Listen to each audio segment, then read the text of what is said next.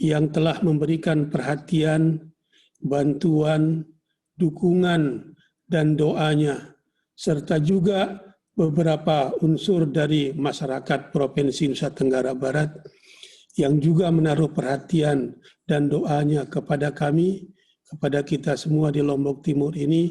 Alhamdulillah kita bisa mengatasi masa-masa krisis itu dengan sebaik-baiknya.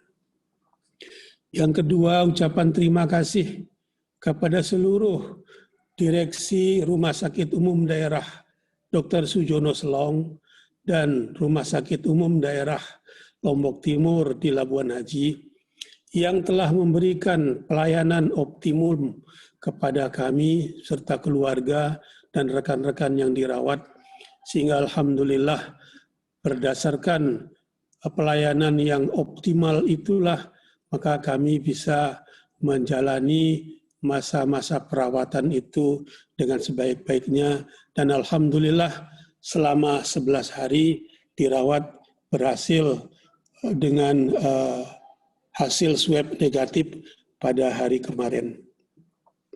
Yang ketiga, ucapan terima kasih kepada jajaran pemerintah daerah Kabupaten Lombok Timur di bawah atensi Pak Wakil Bupati Lombok Timur, Pak Sekda dan kawan-kawan seluruh pimpinan UPD yang telah berhasil mengendalikan atau yang telah melaksanakan tugas selama saya dirawat dengan sebaik-baiknya. Saudara-saudara sekalian, menilik dari perjalanan atau riwayat sebelum selama dirawat ini, saya memperkirakan ada 3 hal yang menjadi sumber penularan COVID kepada saya dan keluarga. Yang pertama adalah sudah hampir 1 bulan saya melaksanakan diet ketat karena berat badan 80, sementara tinggi saya 165. Untuk berat ideal itu paling tinggi 70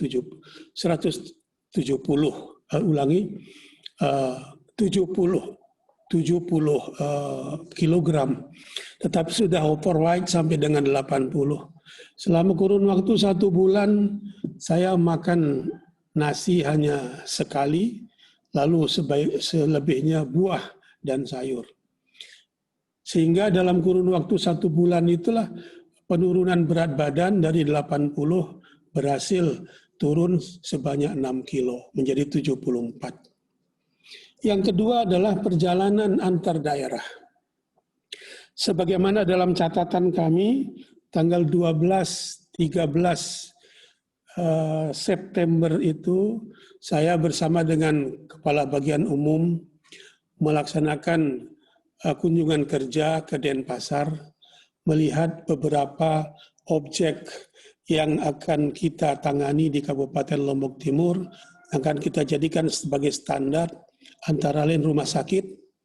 Yang kedua adalah melihat secara langsung kondisi jembatan akuatik yang insya Allah akan kita pasang di beberapa tempat di wilayah Kabupaten Lombok Timur, antara lain di Gili Kondo, kemudian di tempat-tempat tertentu yang membutuhkannya.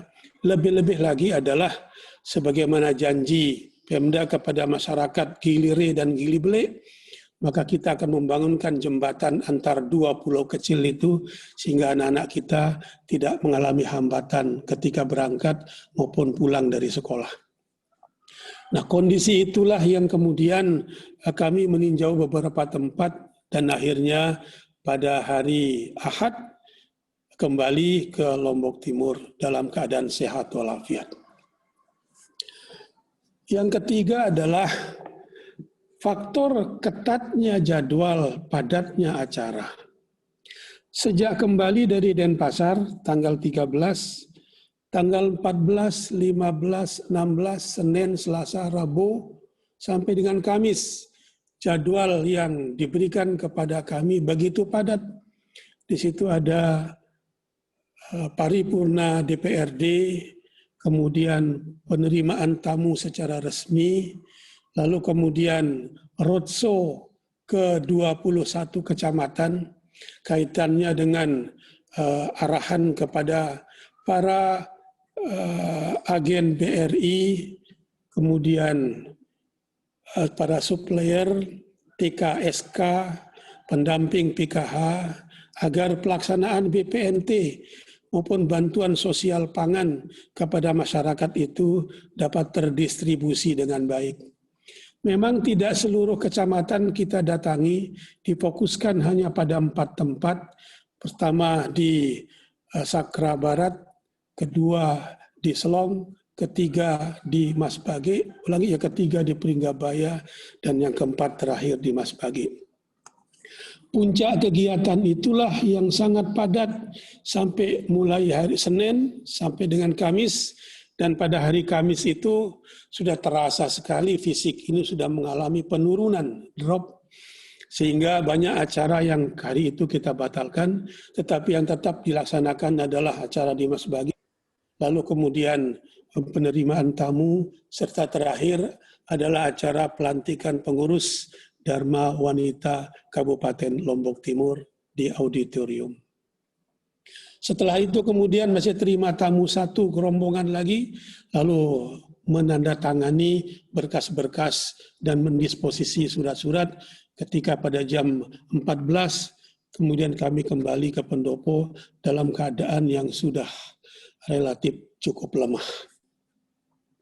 Malam itu juga Pak Dokter, Direktur Rumah Sakit Umum Daerah, datang ke pendopo bersama dengan tim medisnya, kemudian kami dipasang infus, kemudian dirawat dengan sebaik-baiknya, isolasi mandiri. Dalam kurun waktu Kamis, Jumat, Sabtu, Ahad, 4 hari, kami melaksanakan isolasi di pendopo dengan belum tahu persis apa yang sedang saya alami.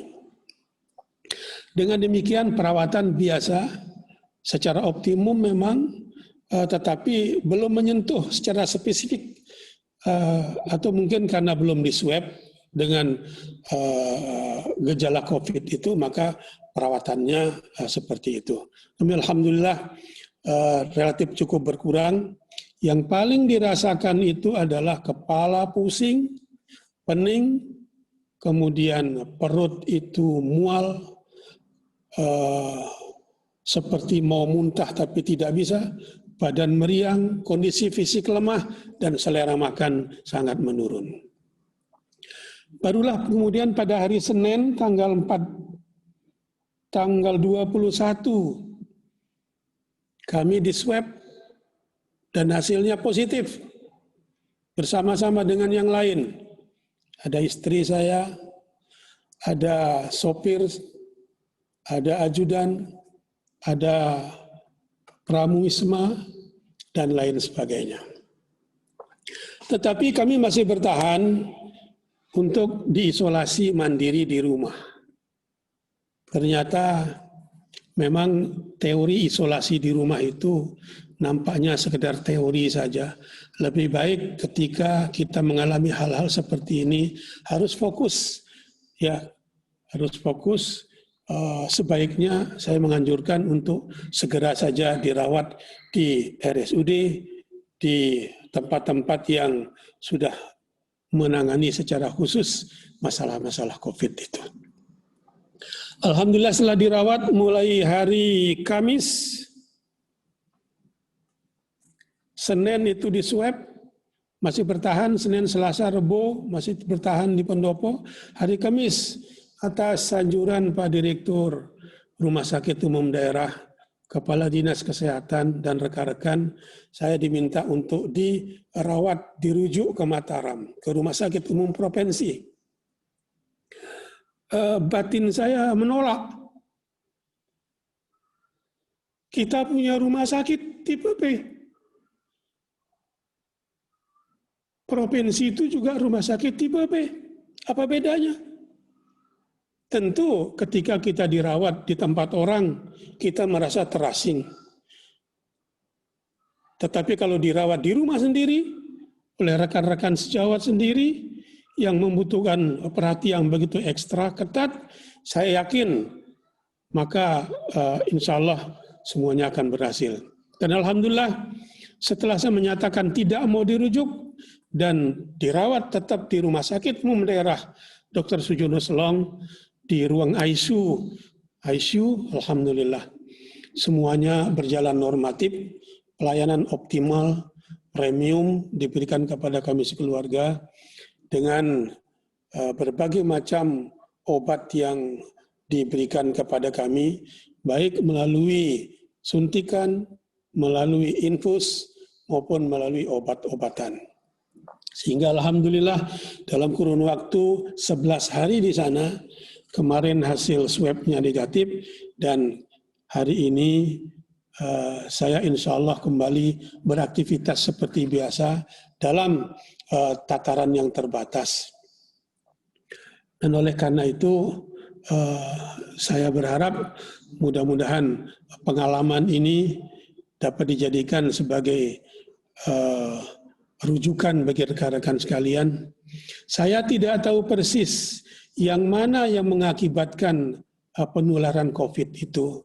Apakah diet ketat saya sehingga mengurangi kadar gizi yang masuk sehingga tubuh menjadi lemah, atau perjalanan dinas ke Denpasar pulang pergi itu dengan meninjau sarana yang begitu banyak di sana, kegiatan yang sangat padat, ataukah relatif kegiatan yang cukup padat selama kurun waktu Senin sampai dengan Kamis di Lombok Timur itu yang menyebabkan transmisi lokal, saya tidak tahu persis.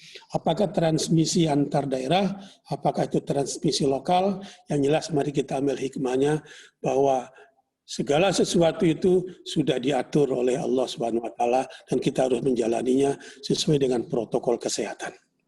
Dan barangkali yang perlu menjadi renungan kita semua adalah apa yang sesungguhnya kita rasakan ketika seseorang mengalami COVID seperti ini. Yang paling saya rasakan itu adalah nafas.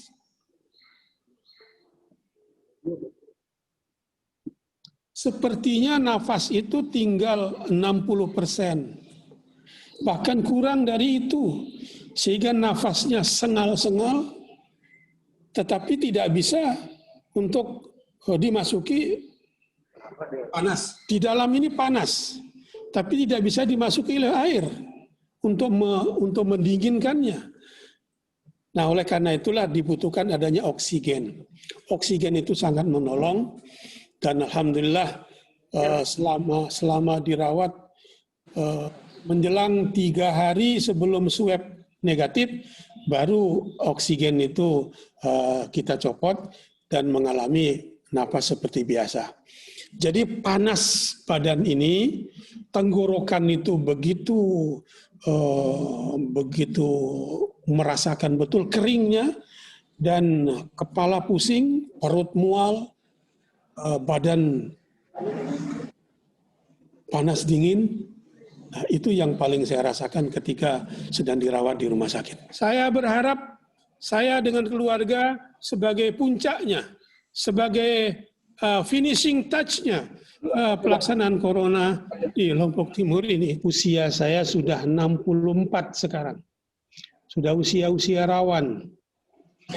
Yang kita ketahui banyak yang wafat, tewas gara-gara COVID ini di bawah usia saya. Ada Bupati Bangka Tengah usianya 58, ada Sekda Provinsi DKI 56, dan alhamdulillah berkat rawatan dari rekan-rekan saya berhasil mengatasi. Tentu di samping doa, bantuan, dukungan, lebih-lebih yang paling dominan itu adalah semangat kita. Semangat untuk melawan, semangat untuk sembuh, semangat untuk akan berbakti melaksanakan tugas kembali kepada masyarakat ini. Kondisi sekarang alhamdulillah nafas sudah bagus. Kalau kemarin menjadi imam masih cukup dengan Fatihah itu terpotong-potong, sekarang sudah mulai bagus alhamdulillah. Kemudian oksigen sudah 98, sudah optimal, kadang-kadang mencapai 100 tanpa bantuan oksigen. Kemudian yang masih terasa adalah serak. Mungkin Pak Dokter nanti bisa menjelaskan apakah serak ini akibat dari obat-obatan yang begitu banyak diminum sehingga merusak pita suara atau apa.